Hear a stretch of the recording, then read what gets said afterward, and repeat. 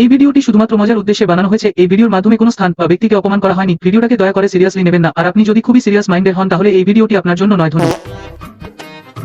অনেকদিন পর শ্বশুর বাড়ি যাচ্ছি, খালি হাতে গেলেও একটা খারাপ ব্যাপার। কিছু কিনে নিয়ে যাবো না, তা কিনে নিয়ে যাবো, আবার কিনে না নিয়ে গেলেও খারাপ। নতুন জামাই, সামান্য গাড়ি ভাড়া টাকা বাঁচানোর তারে এই জঙ্গলের পথ ধরে 5 কিলোমিটার হেঁটে হেঁটে আসে। আবার অত কিছু কিনলে টাকাও শেষ হয়ে যাবে, এমনিতেও টাকা নেই। মিষ্টি কিনলে তো আরো অনেক টাকা। না, টাকা বাঁচাতে হবে, কিছু একটা করতে হবে। সামনে যাই, দেখি কি করা যায়, কি মাথায় আসছে নেই, আর খুঁজো পা।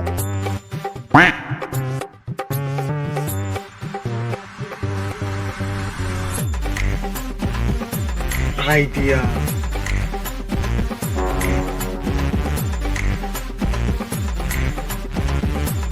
এই সময় এখানে কেউ নেই, এই মাঠটাই ছেড়ে শ্বশুর বাড়িতে চলে যায়।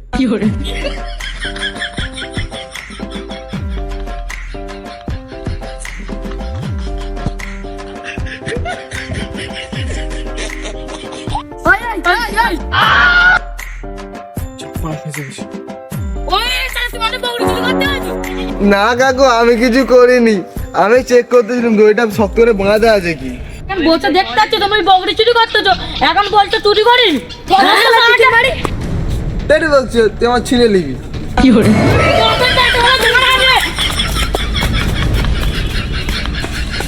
আমি বাপ মায়ের বেটা বলে তাই দাঁড়াইনি।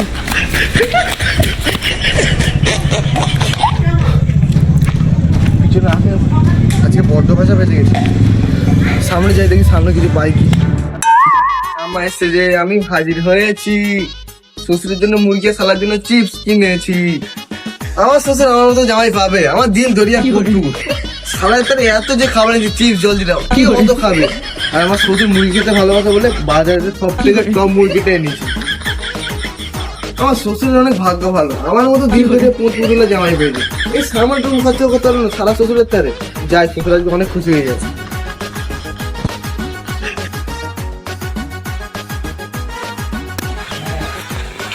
শ্বশুর আব্বা, কে ডাকে এখন? আরে জামাই, আরে জামাই ভালো আছো?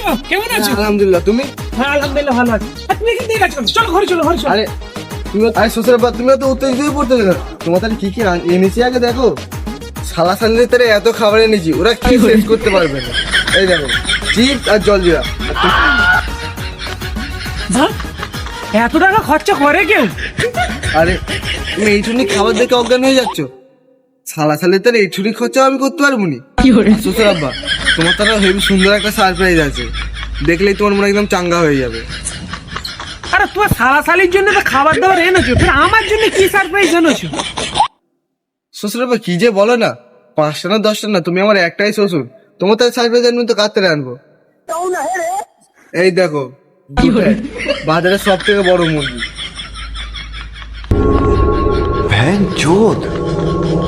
তুমি যাই বলবো, তোমার এইটা করে ঠিক হয়নি। এত টাকা নষ্ট করে এত বড় মুরগি কিনে আনে। আরে তোমার তার খরচ করে, কার তার খরচ করে? আরে অত দেরি হলো, সারা সাইজে দেখো খাবার করে দিয়ে দিই। আরে চলো বাপ, ঘরে চল, আমি ডাকতেছি। ওই কচিরা দেখে যা, তোর দুলাভাই আছে, কত খাবার এনেছে। কতগুলো সালা হয়ে গেছে, না হয় 5-10 বছর আসেনি।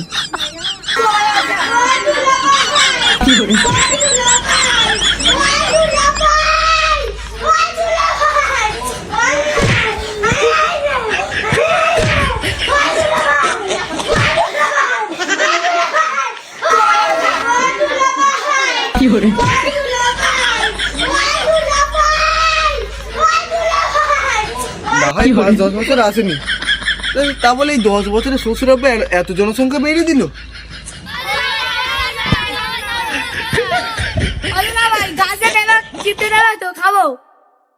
না সালাসালি আমার নামলে তোমরা আমাকে চিবিয়ে খেয়ে নেবে। আমি আজকে সারাদিন গাছে নামবনি, তোমরা ঘরে পালা। আমার কত মুরগি ছিল, খাঁচা ভর্তি মুরগি, কিন্তু এই শালা জামাই এসে সব খাঁচার মুরগি শেষ করে দিল। এই 1 মাস 8 মাস হয় ঠিক আছে, 6-6টা মাস যদি ঘরে থাকে কত মুরগি খাওয়াবো, সব মুরগি শেষ করে দিল। এক কাজ করি, জামাইকে যে বলি যে ও আর কতদিন থাকবে, নাহলে এই কটা মুরগি আমার সব শেষ হয়ে যাবে। হ্যাঁ তাহলে জিজ্ঞাসা করি, শালার জামাইটাকে জিজ্ঞাসা করতে হবে যে আর কতদিন থাকবে। এই তো আর এই 4 মাস থাকবো। 4 মাস? ও শ্বশুর ভাই কি হলো?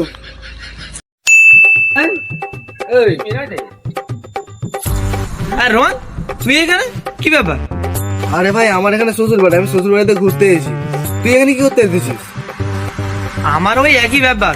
তো বিদেশ থেকে তুই কবে এসেছিস? এই তুই বিদেশ থেকে এসেছি 10 মাস হলো। 10 মাস? কি বলিস? তোর তো পরে একদিনও দেখতে পাইনি। আরে দেখতে পাবি কোথা থেকে? সকালবেলা আরব থেকে ঘরে দিয়েছি, আর দুপুরবেলা শুনছি শ্বশুরের শরীর খারাপ। আর বিকেলবেলা শ্বশুর বাড়ি গেলাম লজেন ফজেন দিতে, ইটা ওটা নিয়ে যেতে যেতে বিকেলবেলা শ্বশুর বাড়ি যাচ্ছিলাম। আরে আরব থেকে দিচ্ছি, এমনিতে তো লজেন ফজেন দিতে হবে।